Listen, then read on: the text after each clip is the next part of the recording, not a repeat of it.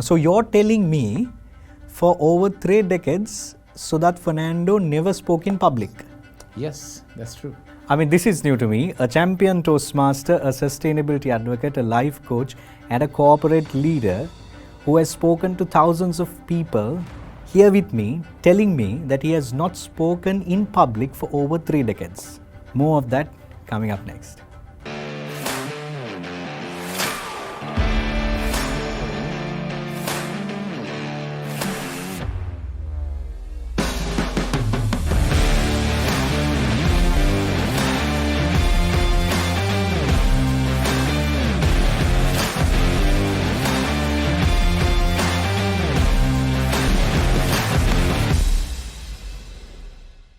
So, how did it all start?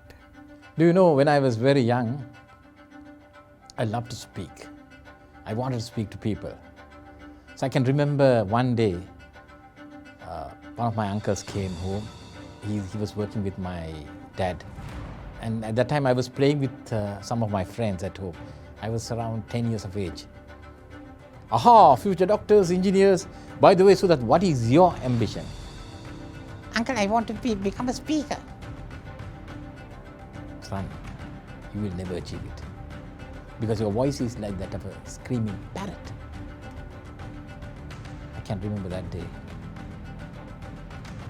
Very destructive statement. My whole dream was shattered. Everybody was laughing and mocking at me and telling that I'm a parrot.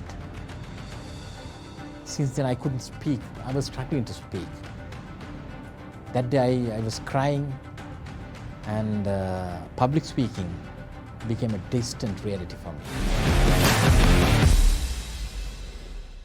So, now this voice impediment, how did you utilize the threefold code that you composed to overcome this 3 decade long stage fright?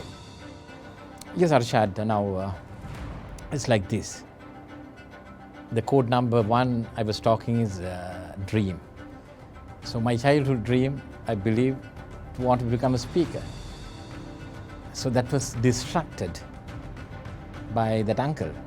So that day I can remember I went up to my dad and I told Dad, will I become a speaker? Can I become a good speaker? I can remember that day my dad's face. He had an emotional face, covered with a desperate smile. Because he knew I had a voice impediment when I was young.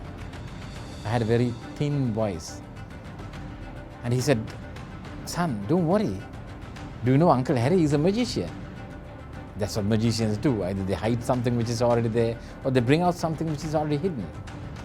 Son, it's a matter of keeping your dream alive. Just visualize that you are becoming a speaker, and visualize that you are speaking to thousands of people. Keep your dream alive.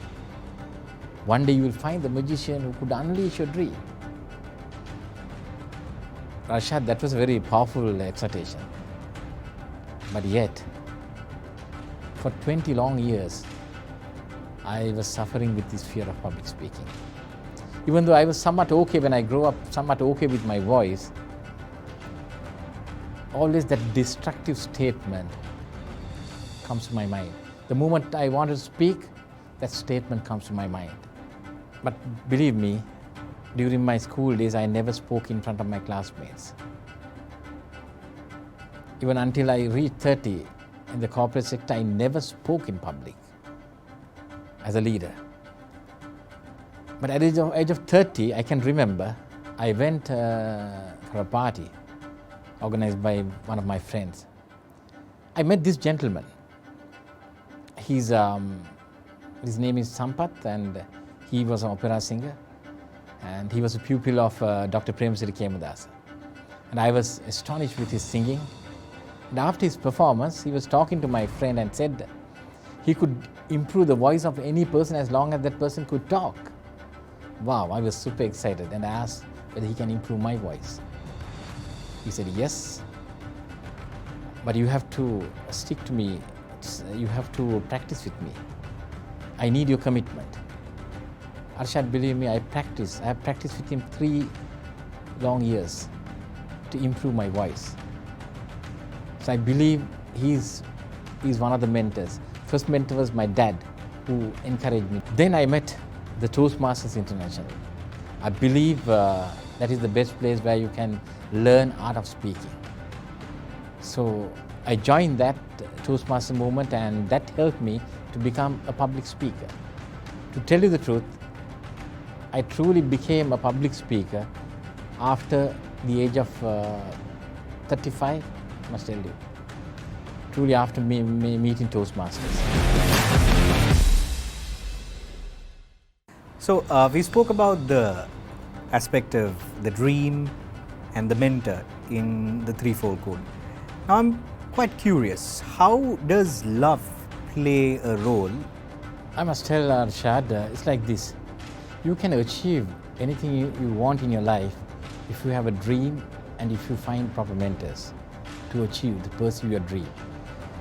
So I had a voice impediment and the fear of public speaking.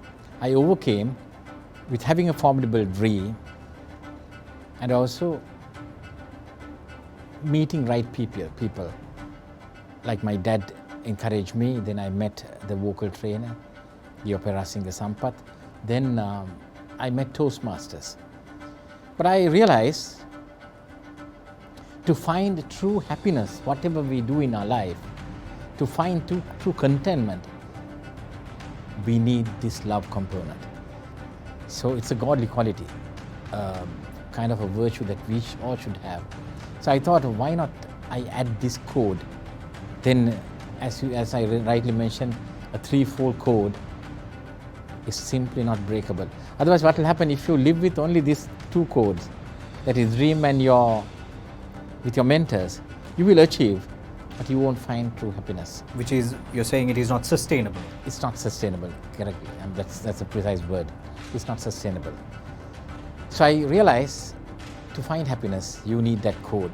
And because of that, I was trying to practice love. Love means unconditional, unfailing, and unselfish love. Romantic love is also important. I can see you're smiling.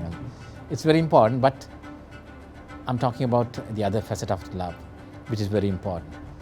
So I started practicing, because as a speaker, when you go out, people should know that you are sincere, you are authentic. Then only people will accept you. If you can truly